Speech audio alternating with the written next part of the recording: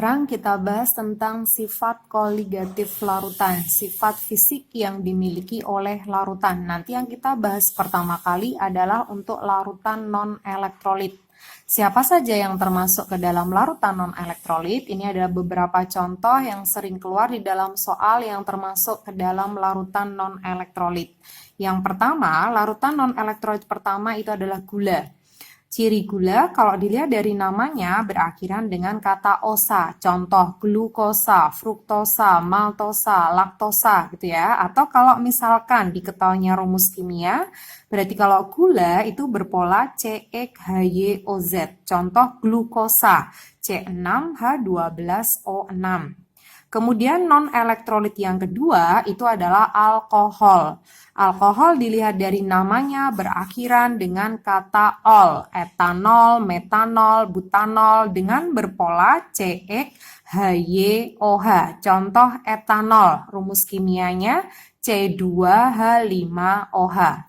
Kemudian larutan non-elektrolit yang ketiga, contohnya adalah urea. Urea rumus kimianya CONH2 dua kali. Kemudian yang keempat adalah hidrokarbon. Semua hidrokarbon yang berpola C dan H itu termasuk ke dalam larutan non-elektrolit. Kemudian sifat koligatif yang kita pelajari pertama itu disimbolkan dengan huruf delta P. Delta P itu adalah simbol dari penurunan tekanan uap jenuh larutan. Berarti delta P itu penurunan tekanan uap jenuh larutan.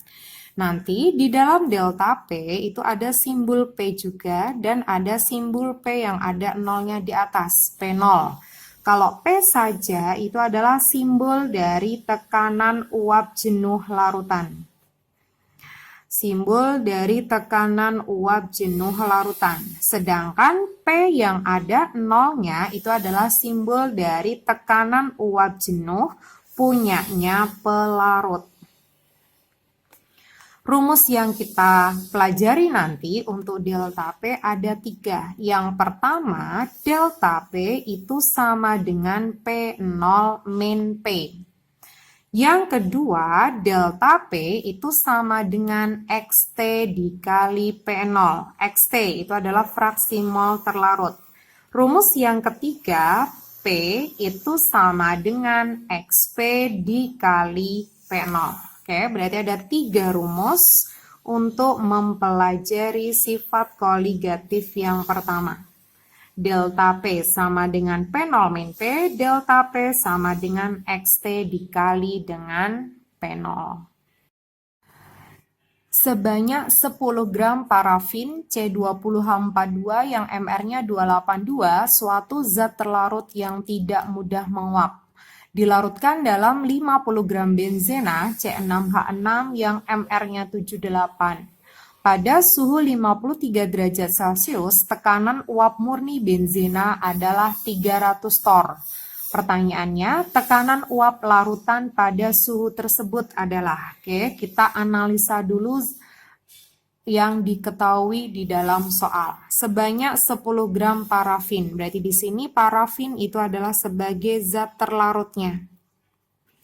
Dilarutkan dalam 50 gram benzena. Berarti benzena itu sebagai zat pelarut.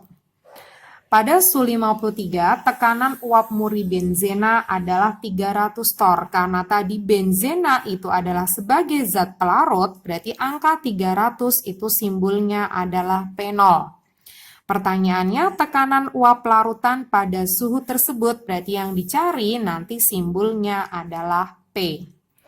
Paham ya? Karena tadi zat terlarutnya parafin dengan rumus C dan H, berarti parafin itu termasuk ke dalam larutan non-elektrolit.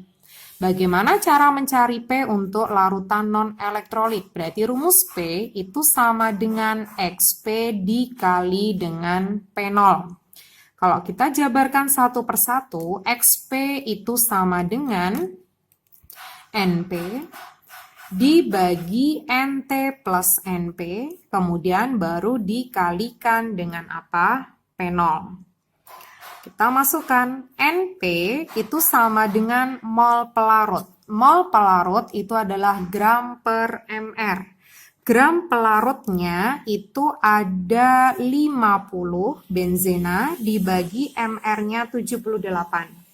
Kemudian mol terlarutnya itu 10 dibagi 282 ditambah mol pelarutnya 50 per 78, itu adalah rumus XP. Kemudian dikali P0-nya adalah sebesar 300 torr. Kemudian bisa kita hitung, itu nanti ketemunya P-nya itu adalah 284,27, satuannya menyesuaikan karena yang diketahui torr berarti jawabannya juga dalam satuan torr. Jika terdapat larutan 46% berat non-elektrolit yang mR-nya 46 dalam larutan air yang mR-nya 18, tekanan uap air jenuh pada suhu tersebut adalah 16,8 mm Hg. Maka tekanan uap jenuh larutan adalah, yuk kita analisa dulu yang diketahui dalam soal. Di situ terdapat larutan sebesar 46%. Berarti langkah pertama kita misalkan dulu massa larutannya ada 100 gram. Ketika massa larutannya ada 100 gram, berarti di situ menunjukkan bahwa massa dari zat terlarutnya itu sebesar 46% dikali 100 gram, berarti ada 46 gram. Kemudian massa dari zat pelarut atau massa si airnya itu tinggal 100 dikurangi 46, berarti ada 54 gram. Kemudian diketahui dalam soal tekanan uap air pada suhu tersebut adalah 16,8. Dilihat, tekanannya di sini adalah tekanannya air. Air itu adalah sebagai pelarut. Kalau tekanannya pelarut berarti angka 16,8 itu simbolnya adalah P0. Pertanyaannya, maka tekanan uap jenuh larutan adalah tekanan uap jenuh larutan. Berarti simbol yang dicari adalah mencari harga P. Oke, kita masukkan ke dalam rumus. Kalau kita mencari P dan larutannya adalah non-elektrolit, berarti P itu sama dengan XP dikali dengan P0. Kemudian kita jabarkan yang namanya XP, berarti di sini ada NP, dibagi NT plus NP dikali dengan P0. NP itu adalah mol pelarut. Pelarutnya tadi air sebanyak 54 gram dan mR air 18. Rumus mol itu gram per mR. 54 per 18. Di sini mol terlarutnya, berarti mol terlarut yang dipakai adalah punyanya si non-elektrolit tadi sebanyak 46 gram dengan mR 46. Rumus mol gram per mR, berarti 46 dibagi 46 ditambah mol pelarutnya 54 per 18, itu baru mencari harga XP, kemudian dikali P0-nya. P0-nya diketahui ada 16,8. Tinggal nanti bisa kita hitung, 54 per 18 itu dapatnya 3. 46 per 4, 61, 54 per 18, 3. Berarti nanti ketemunya 3 per 4 dikali 16,8. Oke, kalau dihitung berarti nanti ketemu 12,6. Satuannya kita sesuaikan dengan data yang diketahui. Karena yang diketahui dalam bentuk milimeter Hg, dalam satuan milimeter Hg, berarti P-nya juga milimeter Hg. Sifat koligatif yang kedua untuk larutan non-elektrolit itu disimbolkan dengan huruf delta TF. Delta TF itu adalah simbol dari penurunan titik beku larutan. Berarti delta TF itu simbol dari penurunan titik beku larutan. Nanti selain ada delta TF, ada simbol TF dan ada simbol TF0. TF itu adalah simbol dari titik beku larutan. Sedangkan TF0 itu simbol dari titik beku pelarut. Kemudian rumusan dari ketiga itu, rumus delta TF itu sama dengan TF0 min TF. Itu yang pertama, bahwa delta TF itu sama dengan TF0 dikurangi TF. Tadi TF0 itu adalah simbol dari titik beku pelarut. Pelarut itu kan bisa menggunakan air, bisa menggunakan selain air. Jika menggunakan pelarut air, maka TF0-nya tidak diketahui di dalam soal. Kalian harus sudah hafal bahwa air itu membeku pada suhu 0 derajat Celcius. Tetapi kalau misalkan pelarutnya yang diketahui selain air, itu mesti TF0-nya sudah diketahui di dalam soal. Kemudian rumus yang kedua, mencari delta TF itu sama dengan M kecil dikali dengan KF. Delta TF sama dengan M kecil dikali dengan KF. M sudah kita pelajari bahwa M kecil itu adalah simbol dari molalitas. Sedangkan KF itu adalah ketetapan. KF itu adalah ketetapan penurunan titik beku molal pelarutnya. Titik beku molal pelarutnya. Berarti harga KF itu juga sudah diketahui di dalam soal tergantung pelarut yang digunakan. Berarti ciri KF kalau nggak ada kata ketetapan harus ada kata molal. Oke ya, itu untuk yang kedua. Jika titik beku asam asetat sama dengan 16,6 derajat Celcius dan penurunan titik beku molalnya itu sama dengan 3,6 derajat Celcius. Titik beku larutan 12,8 gram belerang S8 yang MR-nya 256 dalam 100 gram asam asetat adalah. Oke, berarti kita analisa dulu. Pertanyaannya di sini mencari titik beku larutan. Larutan itu terdiri dari belerang yang dilarutkan dalam asam asetat. Jadi sudah jelas bahwa di situ belerangnya itu sebagai zat terlarut.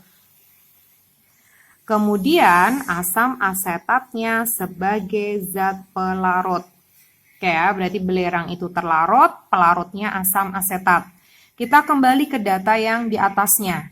Jika titik beku asam asetat 16,6, tadi asam asetat itu sebagai pelarut. Kalau titik bekunya pelarut, berarti angka 16,6 itu simbolnya adalah TF0. Kemudian, angka 3,6 itu adalah penurunan titik beku molalnya. Di situ ada kata kunci molal. Berarti kalau ada kata kunci molal atau kata kuncinya ketetapan, berarti angka 3,6 itu simbolnya adalah KF. Terus kemudian yang ditanyakan tadi mencari titik beku larutan. Titik beku larutan berarti yang dicari adalah TF. Bagaimana kita mencari titik beku larutan? Sebelum kita mencari titik beku larutan, kita awali dulu dengan mencari delta TF. Zat terlarutnya adalah belerang. Belerang itu termasuk ke dalam senyawa non-elektrolit. Berarti rumus delta TF itu sama dengan M dikali dengan KF. Masih ingat M itu apa? Rumus M itu sama dengan gram per mr dikali 1000 per P, itu M-nya, kemudian nanti dikali dengan KF. Yuk kita masukkan bersama-sama. Gramnya di sini adalah gram terlarut. Terlarutnya berarti punyanya belerang, ada 12,8. Dibagi dengan MR 256, dikali 1000 per massa pelarutnya ada 100 gram, kemudian dikali dengan KF sebesar 3,6. Mari kita hitung 1100, berarti masih ada 10. 12,8 sama 256, kalau ini habis berarti ini masih 20. Ini 10, ini 20, nolnya coret jadi setengah, setengahnya 3,6, berarti delta TF-nya ada 1,8 derajat Celcius. Itu baru delta TF. Sekarang pertanyaannya adalah mencari TF. Apa hubungan delta TF dengan TF? Delta TF itu sama dengan TF0 min TF.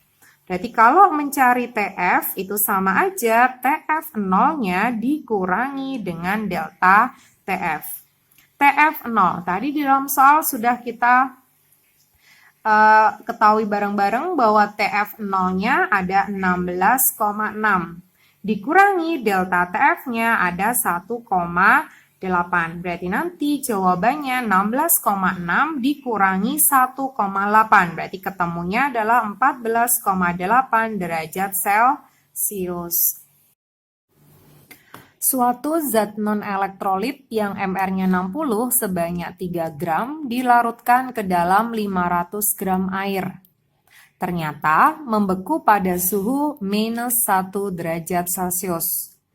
Massa zat tersebut yang harus dilarutkan ke dalam 1500 gram air agar diperoleh larutan yang mempunyai penurunan titik beku seperempatnya dari penurunan titik beku larutan di atas adalah. Berarti pertanyaannya di dalam soal ini, kalian suruh mencari massa zat tersebut yang harus dilarutkan ke dalam 1500 gram air agar diperoleh larutan yang mempunyai penurunan titik beku seperempatnya dari penurunan titik beku larutan di atas. Kata kuncinya ada yang saya garis bawahi paling bawah, penurunan titik bekunya seperempat dari penurunan titik beku larutan di atas. Penurunan titik beku itu simbolnya adalah delta TF. Berarti delta TF yang kedua sama dengan seperempat dari delta TF di atas, berarti kita anggap delta TF yang pertama. Karena senyawanya adalah non-elektrolit, berarti rumus delta TF yang kedua adalah M2 dikali KF sama dengan seperempat dikali M1 kali KF. Karena menggunakan pelarut yang sama dan harga KF tidak diketahui, maka KF itu sama, bisa kita coret seperti ini. Kita tinggal memasukkan M yang kedua dan M yang pertama. M itu kan gram per MR kali 1000 per pelarut. Gramnya tadi, zat yang kedua, itu kan yang mau kita cari. MR itu sama dengan 60. Untuk zat yang kedua itu dilarutkan ke dalam 1500, itu sama dengan seperempat kali M yang pertama. M yang pertama berarti molalitas yang pertama tadi, gramnya ada 3, MR-nya ada 60, dikalikan 1000 dibagi massa pelarutnya sebanyak 500. Oke, tinggal kita coret-coret, nanti ketemu jawabannya. 60 bawah, 60 bawah hilang. 1000 atas hilang. Ada 1500, ada 500. Yang ini hilang, dibagi 500 dapat berapa? 3. Berarti nanti massanya yang dicari sudah ketemu. Berarti ini 4 kali gram sama dengan 3 kali 3. Berarti massanya itu adalah 9/4 dalam satuan gram. 9 dibagi 4, berarti nanti sekitar 2,25 dalam satuan gram.